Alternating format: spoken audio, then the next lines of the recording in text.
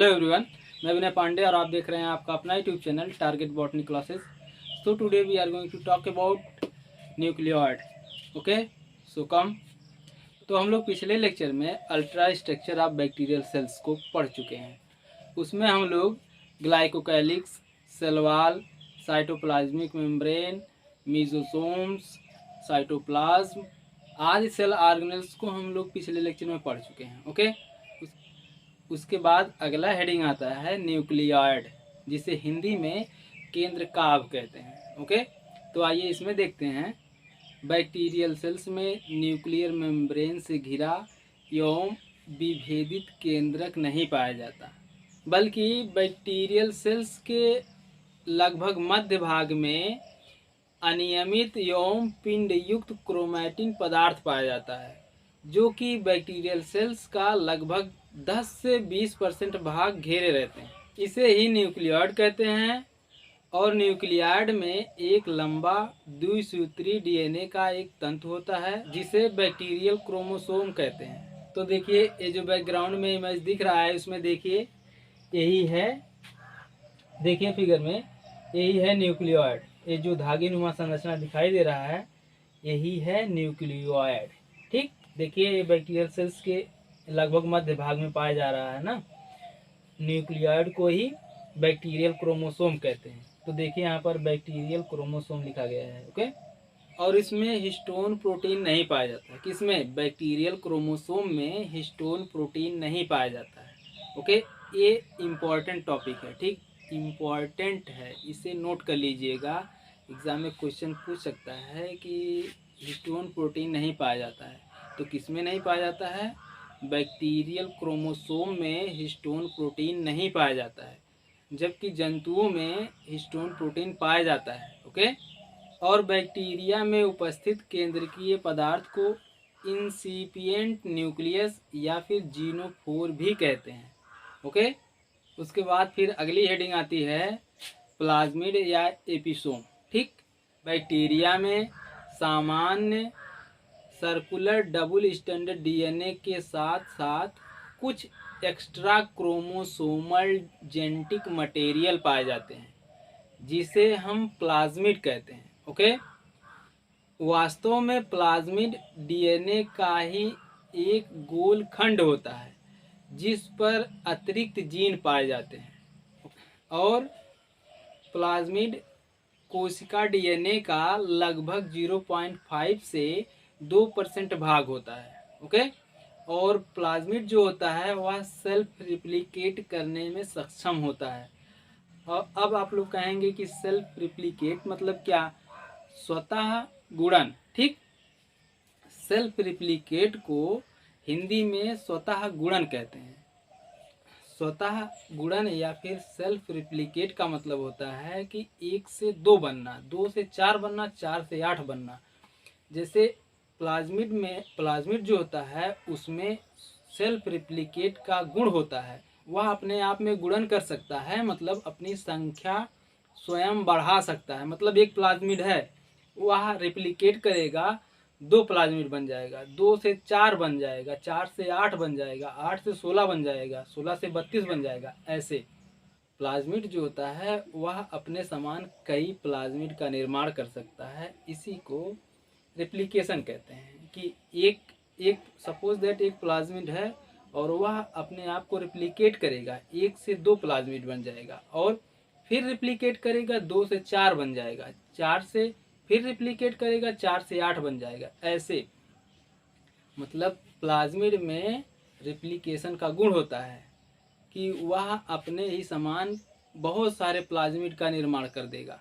Okay, ऐसे plasmid जो self replicate करने में सक्षम होते हैं उन्हें एपिसोम कहते हैं। ठीक, पूछ लेगा, मतलब एग्जाम में क्वेश्चन आ जाए कि एपिसोम किसे कहते हैं, तो आपको लिख देना है कि ऐसे प्लाज्मिड जो सेल्फ रिप्लिकेट या स्वतः गुणन करने में सक्षम होते हैं उन्हें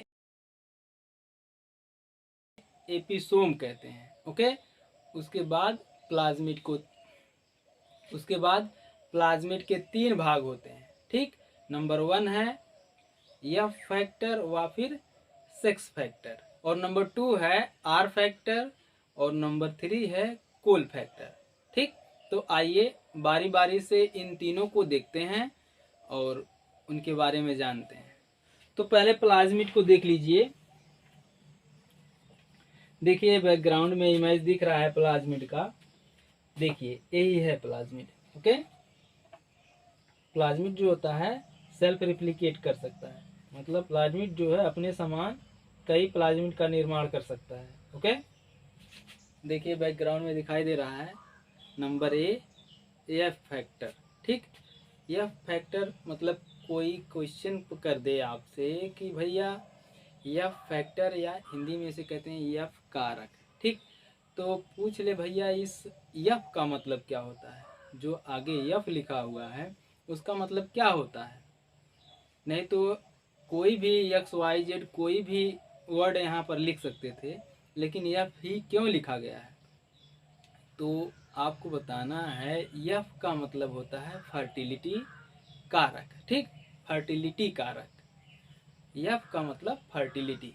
ओके, तो देखिए फर्टिलिटी कारक या फर्टिलिटी फैक्टर में, या फर्टिलिटी फैक्टर होता है जो बैक्टीरिया के जेनेटिक मटेरियल को दूसरे बैक्टीरिया की कोशिका में ट्रांसफ़र करता है या फिर स्थानांतरण करता है। ठीक, फर्टिलिटी फैक्टर वह होता है जो एक बैक्टीरिया के जेनेटिक मटेरियल्स को दूसरे बैक्टीरिया की कोशिकाओं में ट्रांसफ़र करता है या रूपांतरण करता है, वही होता है यह फैक्टर। ओके, जिस कोशिका में यह फैक्टर होते हैं उसे एफ प्लस कहा जाता है। ओके, देखिए इमेज में, देखिए यही है ये बैक्टीरिया दिखाई दे रहा होगा आपको, फर्टिलिटी फैक्टर या सेक्स फैक्टर बैक्टीरिया ना। देखिए ये बैक्टीरिया हैं, इनका ये जो पीली है या पिलाई है, देखिए ये जो नलीनुमा संरचना दिखाई दे रही है उसे कहते हैं पिलाई। ठीक, जब दो बैक्टीरिया के पिलाई आपस में जुड़ते हैं, एक बैक्टीरिया का जेनेटिक मटेरियल दूसरे बैक्टीरिया के कोशिका में चला जाता है। ओके, इसे ही कहते हैं सेक्स फैक्टर। देखिए यहाँ पर देखिए इस बैक्टीरिया का जेनेटिक मटेरियल इस बैक्टीरिया की कोशिका में जा रहा है, और यहाँ पर देखिए इस बैक्टीरिया का जेनेटिक मटेरियल पूर्ण रूप से इस बैक्टीरिया की कोशिका में चला गया। ओके, उसके बाद फिर नंबर बी आता है आर फैक्टर। आर का मतलब, इसमें भी आर लिखा है, आर का मतलब रेजिस्टेंट। ठीक, प्रतिरोधी। ओके, यह रेजिस्टेंट फैक्टर जो होते हैं वह बैक्टीरिया में एंटीबायोटिक रेजिस्टिविटी प्रदान करते हैं या फिर प्रतिरोधकता प्रदान करते हैं। ओके, आर फैक्टर मतलब रेजिस्टेंट फैक्टर, और रेजिस्टेंट फैक्टर जो होते हैं यह बैक्टीरिया में एंटीबायोटिक्स रेजिस्टेंट प्रदान करते हैं। ओके, उसके बाद आता है नंबर सी कोल फैक्टर।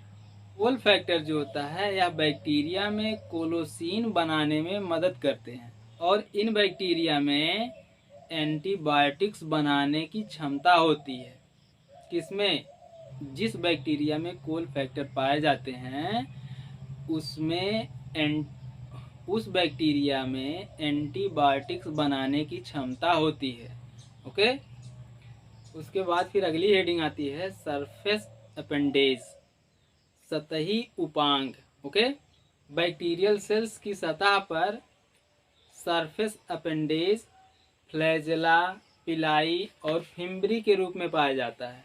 ओके, तो फ्लैजेला, पिलाई और फिम्बरी क्या हैं, इसको भी थोड़ा थोड़ा जान लीजिए। तो देखिए फ्लैजेला। ठीक, फ्लैजेला क्या होते हैं, फ्लैजेला जो होते हैं लगभग 3 से 12 माइक्रोन लंबे तथा 0.01 से 0.02 व्यास वाले सरल लहरदार तथा तंतुमय उपांग होते हैं, जो बैक्टीरियल सेल्स की सतह पर उभरे हुए होते हैं या फिर निकले हुए होते हैं, और फ्लैजिला की सहायता से ही बैक्टीरिया मोसाइल होते हैं। मोसाइल नॉन मोसाइल आपको हम बता चुके हैं। मोसाइल मतलब ऐसे बैक्टीरिया जो चल सकते हैं उन्हें मोसाइल बोलते हैं, कई लोग मोटाइल बोलते हैं। ठीक, तो और ऐसे बैक्टीरिया जो नहीं चल सकते हैं उसे नॉन मोसाइल बोलते हैं। ठीक, मोसाइल का हिंदी होता है चल और नॉन मोसाइल का मतलब होता है अचल। ठीक, चलने वाले बैक्टीरिया को चल बैक्टीरिया या फिर मोसाइल बैक्टीरिया, और ना चलने वाले बैक्टीरिया को नॉन मोसाइल या अचल बैक्टीरिया कहते हैं। ओके, और फ्लैजिला की उपस्थिति और अनुपस्थिति तथा संख्या के आधार पर बैक्टीरिया जो है निम्न प्रकार के होते हैं। तो आइए देखते हैं सबको बारी बारी से एक एक करके। ओके, नंबर 1 है एट्राइकस। एट्राइकस ऐसे बैक्टीरिया जिसमें फ्लैजिला एब्सेंट होता है या फिर कसाभिका नहीं पाया जाता है उसे एट्राइकस बैक्टीरिया बोलते हैं। ओके, एग्जाम्पल के रूप में लैक्टोबैसिलस और पास्चुरेला। ओके, और नंबर 2 है मोनोट्राइकस। ऐसे बैक्टीरिया जिसके एक सिरे पर केवल एक फ्लैजिला पाया जाता है उसे मोनोट्राइकस बैक्टीरिया बोलते हैं। ओके, एग्जाम्पल के रूप में है स्यूडोमोनास तथा वाइब्रियो। उसके बाद फिर अगली हेडिंग है नंबर 3 लोफोट्राइकस या सिफेलोट्राइकस। ठीक, ऐसे बैक्टीरिया जिसके एक सिरे पर 2 या 2 से अधिक फ्लैजिला या कसाभिका पाए जाते हैं उन्हें लोफोट्राइकस या फिर सिफेलोट्राइकस बैक्टीरिया कहते हैं। एग्जाम्पल है स्यूडोमोनास। ठीक, तो आप स्यूडोमोनास का एग्जाम्पल 2 बार सुन चुके हैं, एक मोनोट्राइकस में और एक देखिए लोफोट्राइकस में। ठीक, लोफोट्राइकस या सिफेलोट्राइकस में। तो स्यूडोमोनास के बैक्टीरिया जो होते हैं कुछ बैक्टीरिया ऐसे होते हैं स्यूडोमोनास के कुछ बैक्टीरिया ऐसे होते हैं जिसमें एक फ्लैजिला पाया जाता है। ठीक, इसीलिए उसे मोनोट्राइकस बोला गया। और स्यूडोमोनास के ही कुछ ऐसे बैक्टीरिया होते हैं जिसमें एक से अधिक या 2 से अधिक फ्लैजिला पाए जाते हैं, इसीलिए लोफोट्राइकस या सिफेलोट्राइकस में भी इसका एग्जाम्पल दिया गया है। ओके, तो कंफ्यूज मत होइएगा कि स्यूडोमोनास के कुछ बैक्टीरिया में एक फ्लैजिला पाया जाता है और कुछ में एक से अधिक या 2 से अधिक फ्लैजिला पाए जाते हैं। ओके, अब आता है नंबर 4 एम्फीट्राइकस। ऐसे बैक्टीरिया जिसके दोनों सिरों पर एक या एक से अधिक फ्लैजिला पाए जाते हैं उन्हें एम्फीट्राइकस बैक्टीरिया कहते हैं। ठीक, एग्जाम्पल के रूप में है स्पाइरिलम और नाइट्रोमोनास बैक्टीरिया। ओके, ऐसे बैक्टीरिया जिसके पूरी बॉडी पर या पूरे सतह पर फ्लैजिला पाए जाते हैं उन्हें पेरीट्राइकस बैक्टीरिया बोलते हैं। ओके, एग्जाम्पल के रूप में है इसेरिया कोलाई। ठीक, इसेरिया। ओके, तो बैकग्राउंड में इमेज दिख रहा है, तो इमेज के तो देखिए, इमेज को देखिए, ये बैक्टीरिया जो है इसमें एक भी फ्लैजिला नहीं पाया जा रहा है, इसलिए इसे एट्राइकस बैक्टीरिया बोला गया। और यह बैक्टीरिया चल भी नहीं सकता। ओके, नॉन मोसाइल बैक्टीरिया है। उसके बाद देखिए आगे, देखिए एक ऐसा बैक्टीरिया है जिसमें एक फ्लैजिला पाया जा रहा है। तो जिसमें एक फ्लैजिला पाया जाता है उसे क्या कहते हैं? Monotrichous bacteria. ओके, उसके बाद फिर आगे देखिए, अगला फिगर देखिए इस बैक्टीरिया में एक सिरे पर 2 या 2 से अधिक फ्लैजिला पाए जा रहे हैं, तो उसे क्या बोला गया? Lophotrichous bacteria. ओके, उसके बाद आगे देखिए, इस बैक्टीरिया में देखिए दोनों बैक्टीरिया के दोनों सिरे पर फ्लैजिला पाया जा रहा है। ठीक, तो ऐसे बैक्टीरिया को क्या बोलेंगे? Amphitrichous bacteria. ओके, उसके बाद फिर आगे देखिए, इस बैक्टीरिया को देखिए, इस बैक्टीरिया के पूरे बॉडी या पूरे सतह पर फ्लैजिला पाए जा रहे हैं, तो ऐसे बैक्टीरिया को क्या बोलते हैं? Peritrichous bacteria. ओके,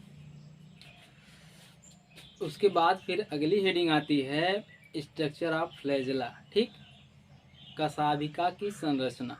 ठीक, प्रत्येक कशाभिका या प्रत्येक फ्लैजेला प्रोटीन की बनी 4 से 5 माइक्रोमीटर लंबी रचना होती है और बैक्टीरिया की फ्लैजेला फ्लैजेलिन नामक प्रोटीन के अणुओं के श्रृंखला से बनी होती है।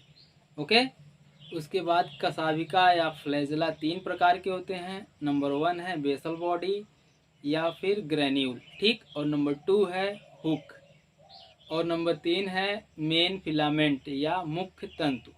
ओके, बेसल बॉडी या आधार कणिका प्लाज्मा मेम्ब्रेन के नीचे साइटोप्लाज्म में स्थित होती है और हुक जो सेल वॉल या कोशिका भित्ति में घुसकर मुख्य तंतु को कणिका या ग्रेन्यूल से जोड़ता है। ओके, और मुख्य तंतु जो होता है वह सेल वॉल या कोशिका भित्ति से बाहर होता है। ओके, देखिए इमेज में, देखिए ये है बेसल बॉडी या फिर आधार कणिका, ठीक। यह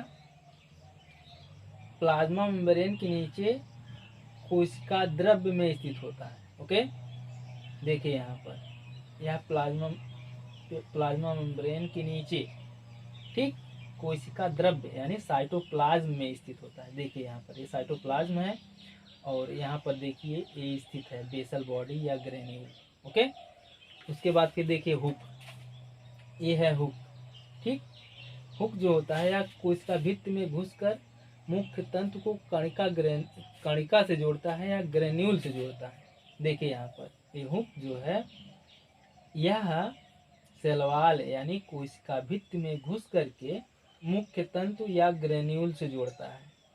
उसके बाद फिर देखिए मेन फिलामेंट यानी मुख्य तंतु, ये जो है यही है, देखिए फिलामेंट, ठीक। मेन फिलामेंट या मुख्य तंतु यह कोशिका भित्ति से बाहर होती है। देखिए ये है सेल वॉल, ठीक, ये पूरा सेल वॉल है, यहाँ पर ये मुख्य तंतु या फिलामेंट पाया जा रहा है। तो मुख्य तंतु जो होता है वह सेल वॉल से बाहर होता है। ओके, ये देखिए ये है आउटर मेम्ब्रेन और सेल वॉल आप जानते हैं, ये प्लाज्मा मेम्ब्रेन साइटोप्लाज्म। उसके बाद फिर अगली हेडिंग आती है फिम्ब्री या फिर पिलाई, ठीक, फिम्ब्री या फिर रोम जिसे हिंदी में कहते हैं। ओके, बहुत से ग्राम नेगेटिव बैक्टीरिया के सतह पर फ्लैजेला से भी छोटे फिम्ब्री या रोम पाए जाते हैं। ये फिम्ब्री या रोम जो होता है कशाभिका से पतले होते हैं लेकिन उससे कठोर होते हैं। ओके, फिम्ब्री या फिर रोम जो होता है वह बैक्टीरिया को किसी जंतु से चिपकने में सहायता करता है और दो बैक्टीरिया के बीच संयुग्मन के समय भी सहायता करता है।